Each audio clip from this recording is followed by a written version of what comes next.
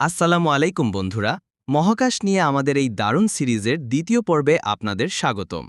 আজ আমরা জানব এক ভয়ঙ্কর অথচ বিস্ময়কর সৃষ্টি সম্পর্কে, ব্ল্যাক হোল। ব্ল্যাক হোল কি? চলুন জেনে নেই।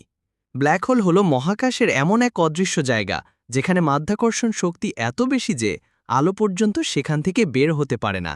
ভাবুন তো, আলো পর্যন্ত যেখানে আটকে যায় সেখানে গেলে কি হতে পারে? এ কারণে ব্ল্যাক হোলকে মহাবিশ্বের ফাঁদও বলা হয়। ব্ল্যাক হোল কিভাবে তৈরি হয়? চলুন জেনে নেই।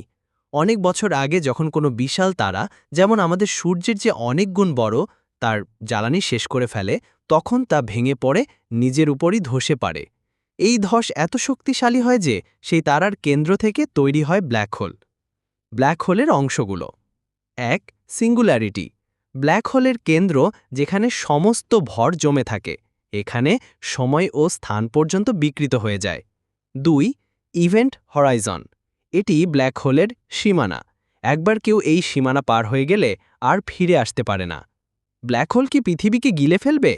না, ভয় পাওয়ার কিছু নেই। ব্ল্যাক হোল আমাদের থেকে অনেক দূরে। বিজ্ঞানীরা মনে করেন ব্ল্যাক হোল মহাবিশ্বে অসংখ্য আছে, তবে এইগুলো এত দূরে যে পৃথিবীর কোনো ক্ষতি করতে পারবে না।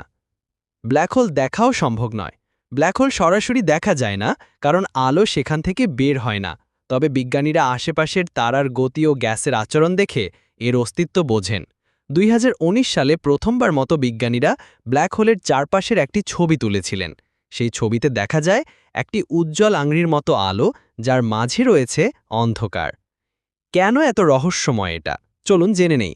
ব্ল্যাক হোল হলো বিজ্ঞানীদের জন্য মহাবিশ্ব বোঝার এক বিশাল চাবিকাঠি। এর ভেতরে সময় ধীরে যায়, স্থান ভিন্নভাবে আচরণ করে। আল্লাহ তাআলার এই সৃষ্টির রহস্য এত গভীর যে এখনও বিজ্ঞানীরা সবকিছু বুঝতে পারেননি। বন্ধুরা, ব্ল্যাক হোল আমাদের শিখিয়ে দেয় যে মহাবিশ্ব কত জটিল আর মহান। আল্লাহ তাআলার সৃষ্টির কোনো শেষ নেই। ইনশাআল্লাহ পরবর্তী পর্বে আমরা জানব গ্যালাক্সি, মহাবিশ্বের তারাদের শহর। তাহলে সাথে থাকুন, মহাকাশের ভ্রমণ চলতেই থাকবে। আসসালামু আলাইকুম ওয়া রাহমাতুল্লাহি ওয়া বারাকাতুহু।